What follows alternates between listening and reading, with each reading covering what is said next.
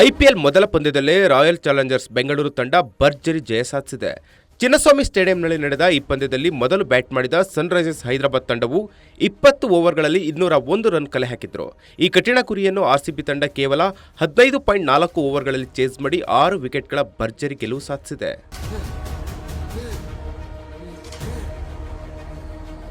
ಅಲ್ಲದೆ T20 league ಕ್ರಿಕೆಟ್ನಲ್ಲಿ ಹೊಸ ವಿಶ್ವ ದಾಖಲೆ ನಿರ್ಮಾಣವಾಗಿದೆ. ಈ ವರ್ಲ್ಡ್ ರೆಕಾರ್ಡ್ ನಿರ್ಮಿಸಿರುವುದು ಮತ್ಯಾರೂ ಅಲ್ಲ, ರಾಯಲ್ ಚಾಲೆಂಜರ್ಸ್ ಬೆಂಗಳೂರು ತಂಡ. ಅದು ಕೂಡ ವಿಸ್ಫೋಟಕ ಬ್ಯಾಟಿಂಗ್ನೊಂದಿಗೆ 200+ ರನ್ಗಳನ್ನು ಚೇಸ್ ಮಾಡುವ ಮೂಲಕ ಎಂಬುದು ವಿಶೇಷ.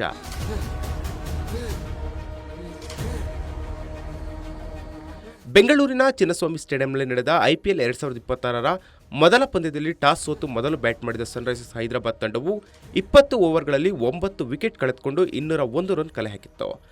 202 ರನ್ಗಳ ಕಠಿಣ ಗುರಿ ಪಡೆದ ಆರ್ಸಿಬಿ ಪರ ವಿರಾಟ್ ಕೊಹ್ಲಿ 69, ದೇವದತ್ ಪಡಿಕ್ಕಲ್ 61, ರಜತ್ ಪಟಿದಾರ್ 31 ಅಬ್ಬರಿಸಿದ್ರು.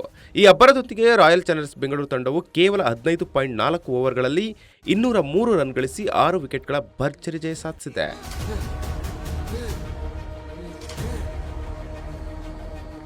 ಈ ಭರ್ಜರಿ ಜಯದೊಂದಿಗೆ ಟಿ20 ಲೀಗ್ ಕ್ರಿಕೆಟ್ನಲ್ಲಿ ಅತಿ ಕಡಿಮೆ ಎಸೆತಗಳಲ್ಲಿ 200+ ರನ್ಗಳ ಗುರಿ ಬೆನ್ನತ್ತಿ ಗೆದ್ದ ತಂಡವೆಂಬ ವಿಶ್ವ ದಾಖಲೆಯೊಂದು ರಾಯಲ್ ಚಾಲೆಂಜರ್ಸ್ ಬೆಂಗಳೂರು ತಂಡದ ಪಾಲಾಗಿದೆ. ಇದಕ್ಕೂ ಮುನ್ನ ಈ ದಾಖಲೆ ರಾಜಸ್ಥಾನ್ ರಾಯಲ್ಸ್ ತಂಡದ ಹೆಸರಿನಲ್ಲಿತ್ತು.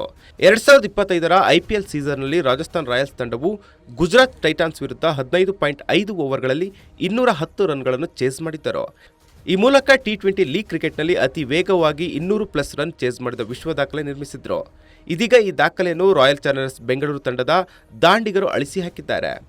ಸನ್ರೈಸರ್ಸ್ ಹೈದರಾಬಾದ್ ವಿರುದ್ಧ 15.4 ಓವರ್ಗಳಲ್ಲಿ 203 ರನ್ ಬಾರಿಸುವ ಮೂಲಕ ಆರ್ಸಿಬಿ ಟಿ20 ಲೀಗ್ನಲ್ಲಿ ಅತಿ ಕಡಿಮೆ ಎಸೆತಗಳಲ್ಲಿ 200+ ರನ್ ಚೇಸ್ ಮಾಡಿದ ವಿಶ್ವ ದಾಖಲೆಯನ್ನು ತಮ್ಮದಾಗಿಸಿಕೊಂಡಿದ್ದಾರೆ.